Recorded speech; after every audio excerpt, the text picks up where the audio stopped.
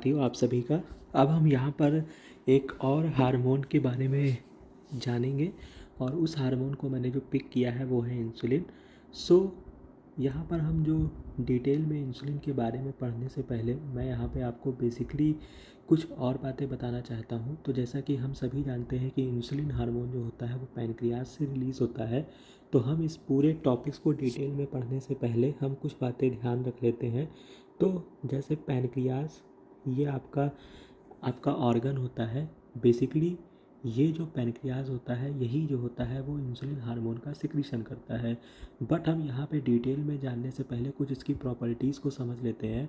तो जैसे कि एग्ज़ाम में क्वेश्चन पूछा जाता है तो ये जो आपका पैनक्रियाज होता है इसकी कुछ अपनी प्रॉपर्टीज़ होती है।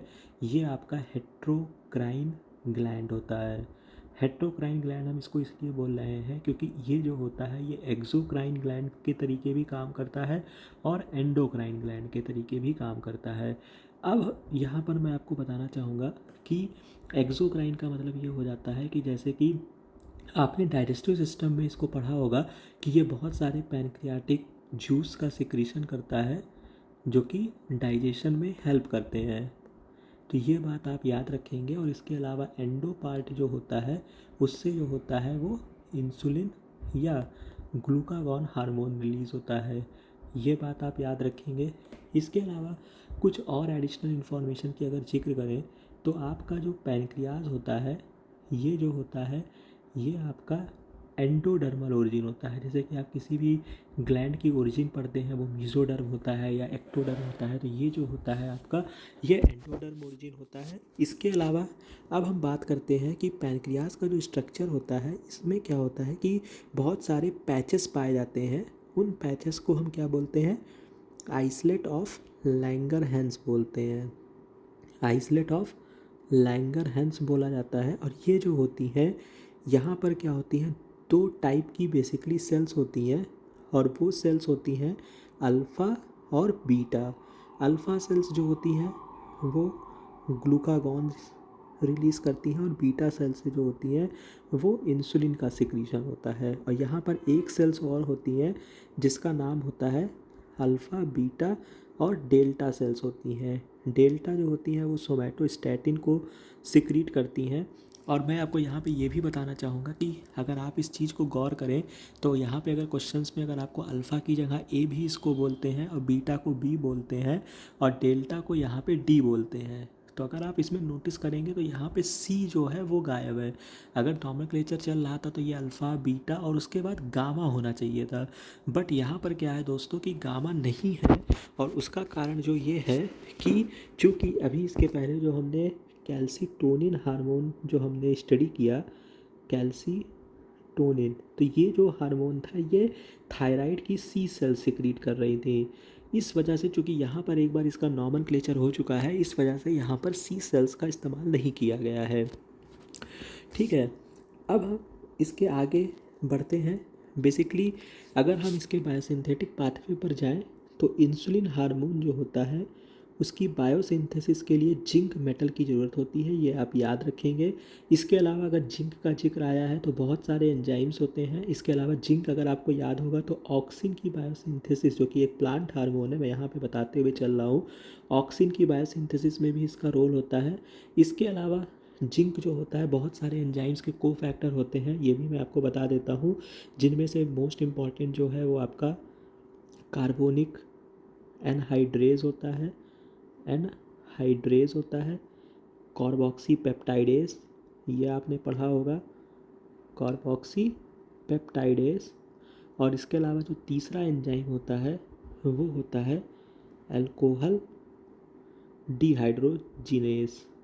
तो ये सारी बातों को आप एडिशनल इन्फॉर्मेशन है इसको याद रखेंगे और कहीं ना कहीं किसी रूप में ये आपको एग्ज़ाम में ज़रूर मिलेंगे। अब हम यहाँ पे इसकी डिटेल स्टडी के बारे में पढ़ते हैं। तो जैसे कि आपको पता ही है कि जो भी कोई भी हार्मोन या एंजाइम होता है वो जब पहले इनएक्टिव फॉर्म में होता है तो उसको हम जाइमोजेन बोलते हैं।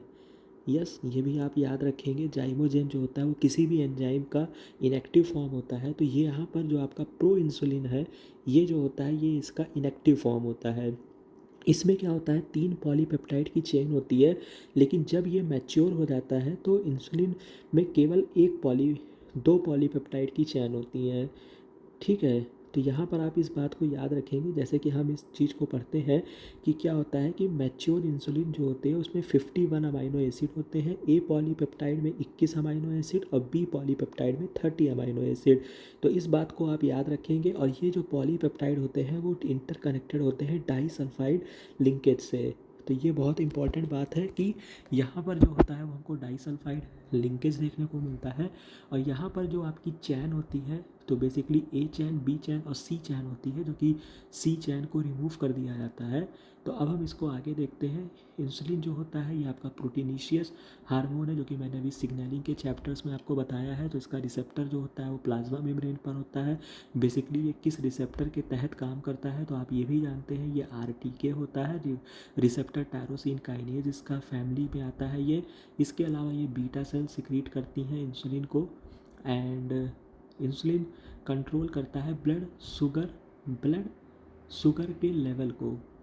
यस, तो बेसिकली होता क्या है, इंसुलिन जो होता है, अगर मैं इसको डिटेल में अगर आपको बताना चाहूँ तो आपका जो इंसुलिन जो होता है ये आपका हाइपोग्लाइसीमिक हार्मोन है। यानी कि जब भी ब्लड ग्लूकोज का लेवल इंक्रीज़ होगा, इंसुलिन जो होता है वो रिलीज़ होगा और इस प्रोसेस को कम करेगा। बट अगर आपकी बॉडी में इंसुलिन नहीं होगा तो क्या होगा, ब्लड ग्लूकोज लेवल जो होगा वो बढ़ता चला जाएगा, इंक्रीज़ होता जाएगा। इस कंडीशन में क्या होता है कि जब ब्लड ग्लूकोज का लेवल बढ़ जाता है तो वहाँ पर जो डिज़ीज़ कॉज होती है वो आपकी जो डिज़ीज़ होती है वो डायबिटीज़ डिज़ीज़ होती है। यहाँ पर एक बात और मैं आपको बताना चाहूँगा, जो कि बच्चे बहुत कंफ्यूज होते हैं। 2 डिज़ीज़ होती है डायबिटीज़ के नाम से ही, एक होती है डायबिटीज़ मेलाइटस, राइट। इस कंडीशन को हम डायबिटीज़ मेलाइटस कहते हैं, जो कि इंसुलिन से रिलेशन है। अगर आपको याद करने में दिक्कत होती है तो आप मेलाइटस का एम याद रखिए और मीठा याद रखिए, ठीक है, क्योंकि ग्लूकोज जो होता है वो मीठा होता है। तो इस तरीके से आप याद रखेंगे, जिसमें डायबिटीज़ के पेशेंट को हम शुगर या मीठा खाने से भी रोकते हैं, तो इसी कारण से तो यहाँ पे आप इस तरीके से याद रखेंगे। बट एक डिज़ीज़ और होती है और उस डिज़ीज़ का जो नाम है वो है डायबिटीज़ इंसिपिडस। ये डिज़ीज़ होती है। और ये डिज़ीज़ जो होती है बेसिकली ये एटीएच हार्मोन होता है, इसको एंटी डायूरेटिक हार्मोन, और या फिर हम इसको वासोप्रेसिन बोलते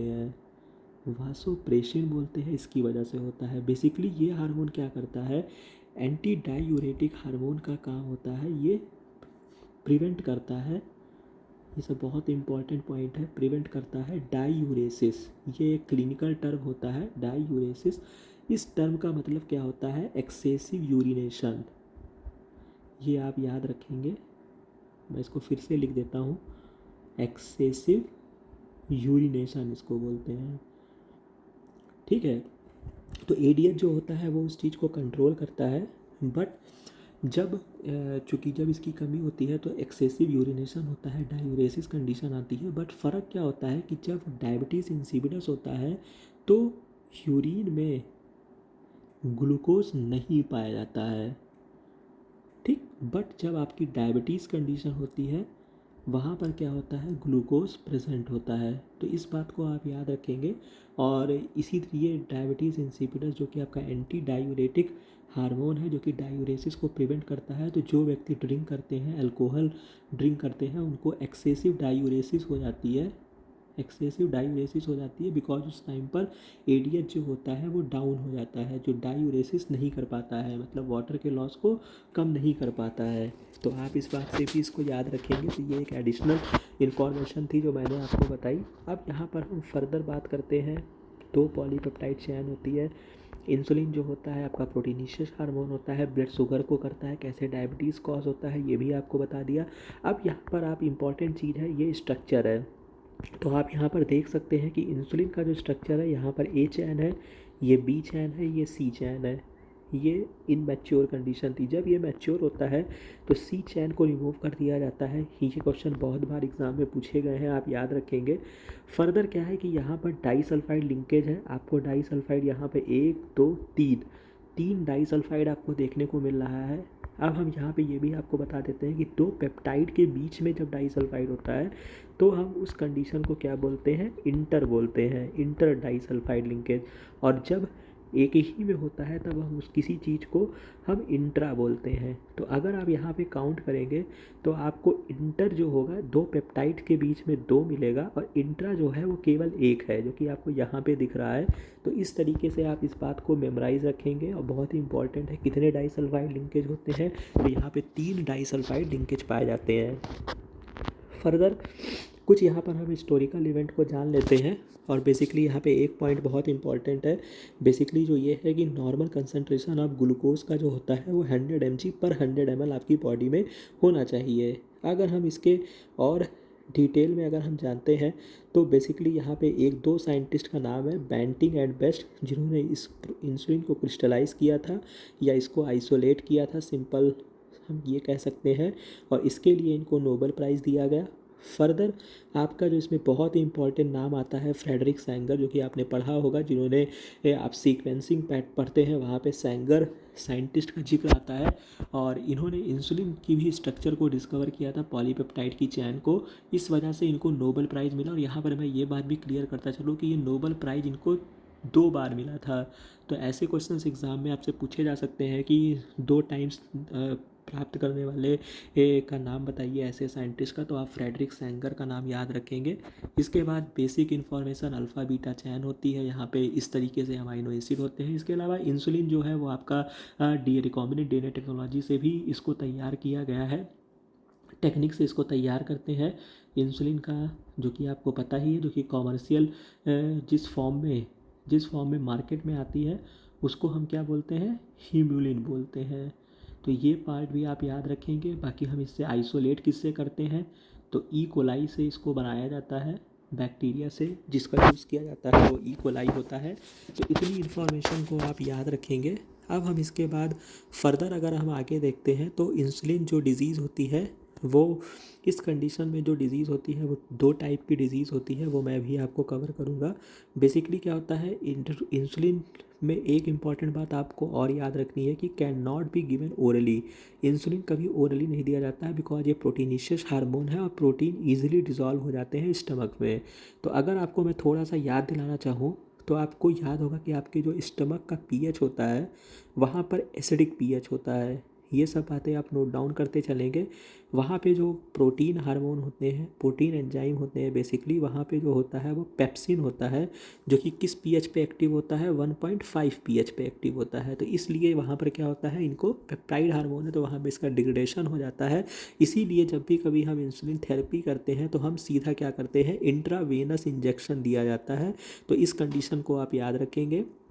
फर्दर मैं आपको बताता चलूँ, कुछ ग्लूट ट्रांसपोर्ट होते हैं जो इंसुलिन जो ग्लूकोज ट्रांसपोर्ट में इंपॉर्टेंट होते हैं, ये भी आप याद रखिएगा, जिसमें से कुछ इंपॉर्टेंट मैं आपको बता देता हूँ। बेसिकली जैसे कि ग्लूट थर्ड जो कि ब्रेन में पाया जाता है, ग्लूट 5 जो होता है वो आपके टेस्टिस और स्पर्म में पाई जाती है, ग्लूट 1 नॉर्मल होता है, और ग्लूट 2 जो होता है वो लीवर, पैनक्रियाट और इंटेस्टाइन में होता है। बाकी इस चार्ट को आप याद रखेंगे।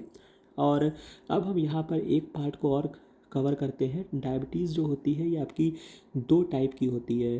फर्स्ट डायबिटीज़ जो होती है इसको हम क्या बोलते हैं, इंसुलिन डिपेंडेंट बोलते हैं, राइट। इस कंडीशन में क्या होता है, ये जो होता है ये आपका एक तरीके का ऑटो इम्यून डिसऑर्डर है। मैंने आपको बता चुका हूँ कि ऑटो इम्यून डिसऑर्डर में क्या होता है, ऑटो इम्यून डिसऑर्डर में इम्यून सेल्स जो होती है वो अपनी और दूसरों में डिफ्रेंशिएट नहीं कर पाती हैं और क्या हो जाता है, अपने ही सेल्स को मारने लगती हैं, जिस कारण क्या होता है, बीटा सेल्स जो होती हैं वो बन नहीं पाती हैं इस कंडीशन में। और ये जो होता है ये यंगर पॉपुलेशन में देखने को मिलता है। इंसुलिन जो कि आपका डिपेंडेंट होता है, यहाँ पे बीटा सेल्स नहीं बनती हैं, ठीक है। सेकेंड कंडीशन जो होती है उस कंडीशन में क्या होता है, आपका इंसुलिन इंडिपेंडेंट होता है। यहाँ पर क्या होता है, जो कि एल्डरी पॉपुलेशन में आपको देखने को मिलता है, एल्डरी पॉपुलेशन में आपको देखने को मिलेगा। यहाँ पर क्या होता है कि आपकी बीटा सेल सही होती है, इंसुलिन रिलीज़ भी होता है, बट क्या होता है कि इसका जो रिसेप्टर होता है, आप इस तरीके से इसको समझ सकते हैं, इसका रिसेप्टर जो होता है वो काम नहीं करता है, या इनका सेंसिटिविटी जो होती है वो कम हो जाती है। तो इस कंडीशन में जो डिज़ीज़ होती है वो टाइप सेकेंड होती है, डायबिटीज़। तो इस तरीके से मैंने इस पूरे चैप्टर को यहाँ पे कवर कर दिया है। तो इस बात को आप याद रखेंगे, मिलते रहेंगे नेक्स्ट वीडियो में। Thank you.